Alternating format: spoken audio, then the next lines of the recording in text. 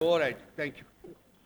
السلام علیکم اور بہت مہربانی سب لوگوں کی کہ آپ تشریف لائے. آج ایک انتہائی حساس مسئلے کے اوپر آپ سے بات کرنا چاہتے ہیں اور دل سے بات کرنا چاہتے ہیں، کیونکہ یہ تکلیف کا مقام ہے کہ ہمارے جو ریاستی آقا ہیں وہ کس طریقے سے انسانی مسائل کو بھی سیاسی لبادے میں چھپانے کی کوشش کر رہے ہیں، اور ان دا پروسیس لوگوں کی زندگیاں جو ہیں ان کو جیپیڈائز کر رہے ہیں. یہ مسئلہ جو ہم آپ کے سامنے آج پیش کرنا چاہتے ہیں یہ پی ٹی آئی فیملی کے لیے انتہائی حساس مسئلہ ہے، اور اس نے بہت سارے دلوں کو تکلیف دی ہوئی ہے، اور بہت مشکل سے جو قیادت ہے وہ ایک لیول آف پیس کو قائم رکھے ہوئے.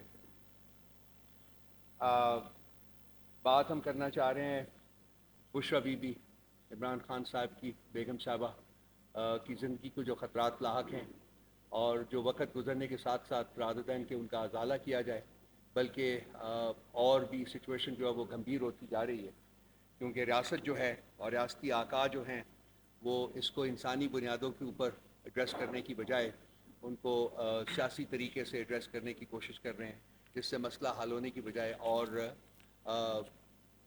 خراب ہوتا جا رہا ہے. میں نے اپنے ساتھ 3 لوگوں کو اور تکلیف دی ہے.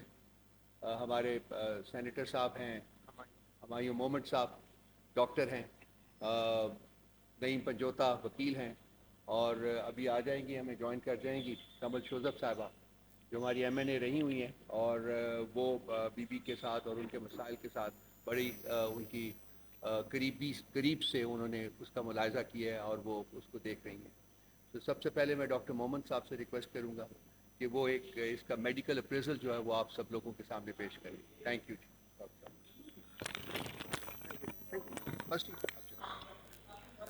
بسم اللہ الرحمن الرحیم. ایاک نعبد و ایاک نستعین. دیکھیں اس طرح ہے، جو رپورٹ ہم لوگوں نے پڑھی، آپ لوگوں نے پڑھی ہے، اس میں انہوں نے بتایا کہ انویسٹیگیشنز ہوئی تھیں، اور یہ یاد رکھیں یہ انویسٹیگیشن تقریباً 2 ماہ سے زیادہ وقفے کے بعد ہوا تھا.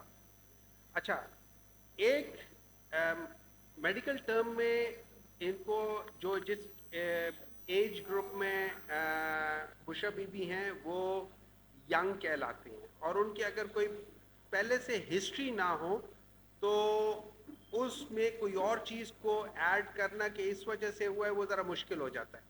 اب اس انویسٹیگیشن میں جس کو یہ لے کر جا رہے ہیں اس میں 2 چیزوں کو میں آپ کو بتاؤں گا، جس میں اینڈوسکوپی خاص طور پہ کی گئی ہے. اینڈوسکوپی ایک ایسی چیز ہے کہ جب آپ ایک ٹیوب پاس کرتے ہیں اور آپ اندر سے معدے کو دیکھتے ہیں، اور اندر سے جو آپ یہ سمجھ لیں کہ جو کھانے والی نالی ہے اس کو آپ اندر سے ملاحظہ کرتے دیکھتے ہیں کہ اس کے اندر کوئی پرابلم تو نہیں ہے.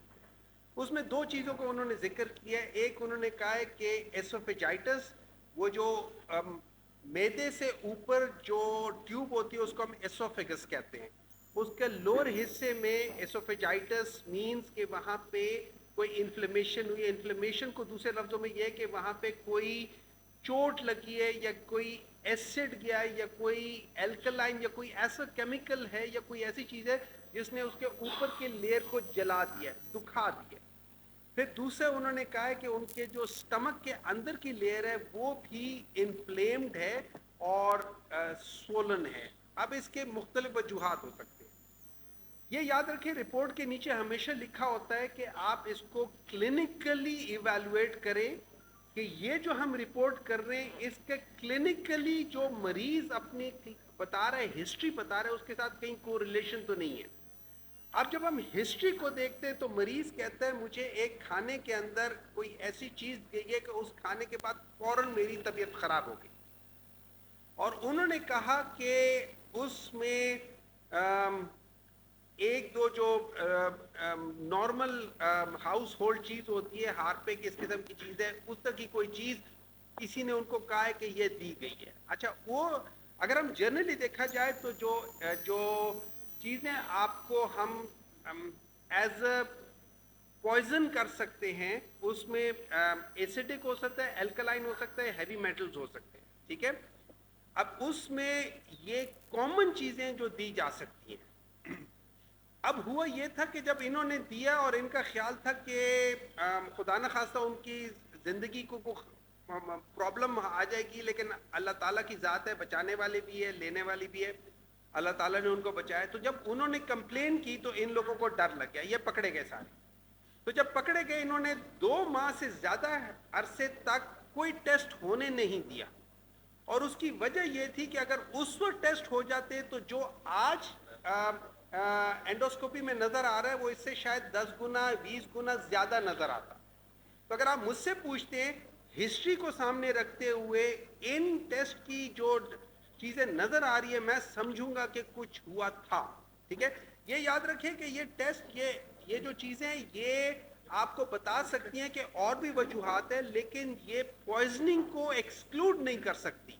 ये पॉइजनिंग इसकी वजह से या पॉइजनिंग की वजह से ये चीज़ें हो रही हैं, ये डेफिनेटली हो सकती हैं। तो अगर मैं हिस्ट्री लूँ मरीज़ की और मैं इन टेस्ट को देखूं 2-2.5 महीने बाद हैं, तो मैं ज़रूर इस चीज़ की तरफ जाऊंगा कि शायद पॉइजनिंग या पॉइजनिंग के बहुत हाई चांसेस हो सकते हैं।